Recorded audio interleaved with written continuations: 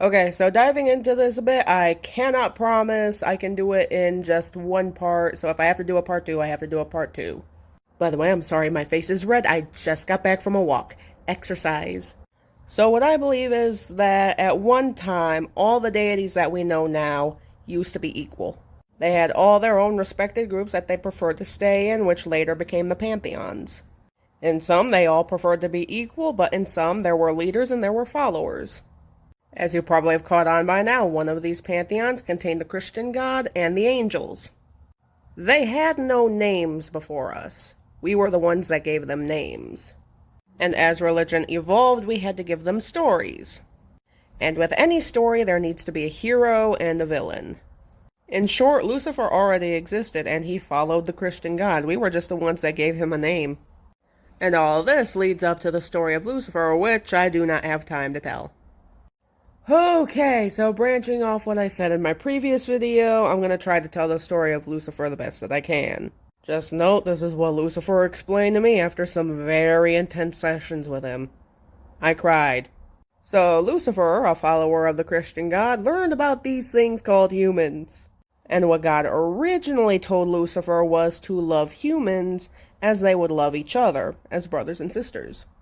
Now, this concept was something that Lucifer could get behind. He cared about his brothers and sisters, so simple enough for him to do.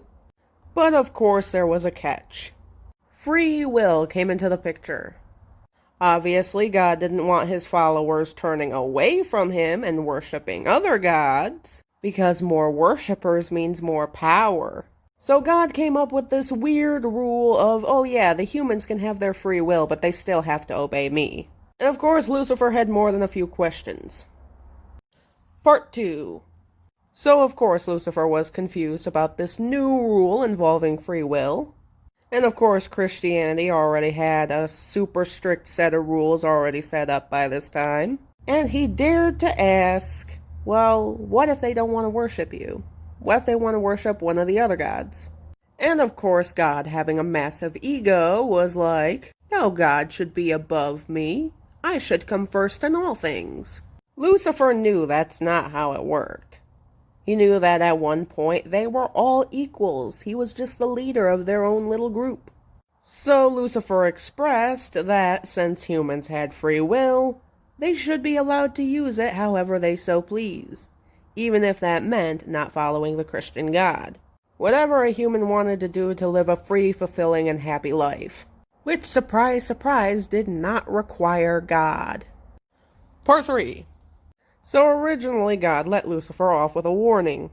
Overall, God told Lucifer to drop it and to never bring it up again. But Lucifer, knowing God, knew things weren't going to change. So Lucifer expressed his concerns to his brothers and sisters, the other angels.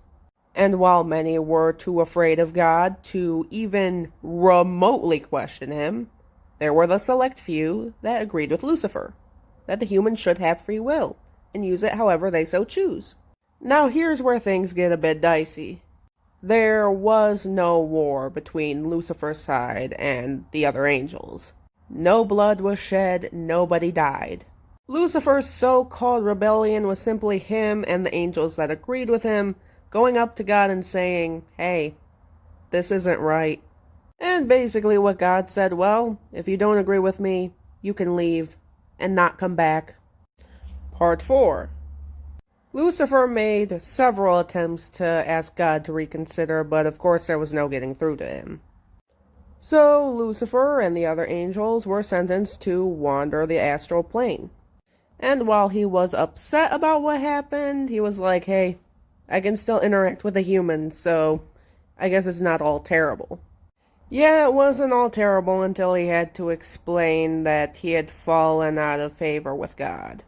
And of course, one of God's angels questioning his authority and being banished because of it.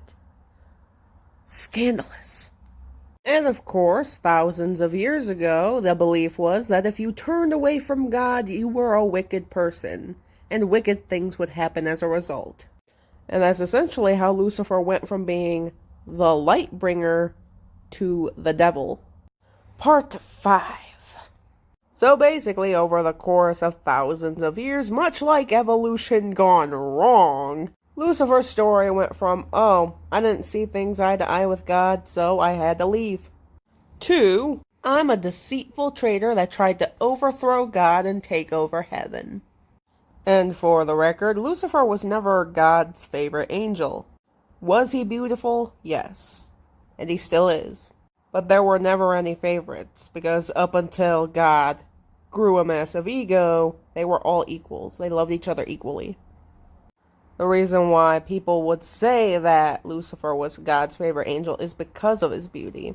So for thousands of years, Lucifer has been struggling to guide humanity like he would with the other angels. But people are afraid of him. But he keeps trying and trying and trying because that's all he knows how to do. Part 6, and I'm hoping I can wrap it up in this part. The one question I did manage to ask Lucifer is why he even bothered with humanity if he's so widely hated. What's the point in torturing yourself like that? And his answer was painful. Because they're my brothers and sisters. And I'm still the light bringer. I'm still the morning star. Nothing's gonna change that. He said, whether humanity loves or hates him is irrelevant. We're still gonna walk the astral plane together one day. And he says that one human, in probably a few thousand, makes it all worth it. That one person that just lets him in and lets him be himself makes it all worth it. And that, ladies and gentlemen, is Lucifer's side of the story. I plead the fifth. Okay, but no, seriously. After Lucifer finished explaining everything to me, I asked him why his story hadn't been told yet. And he simply felt like humanity just wasn't ready to listen to him yet. 'Twas I who decided to make a ballsy move. I said, well, look, just so you know, I'm sort of in a position where I might be able to tell your story, and people might listen. Was it risky? Yes. Would it put my reputation on the line? Yes.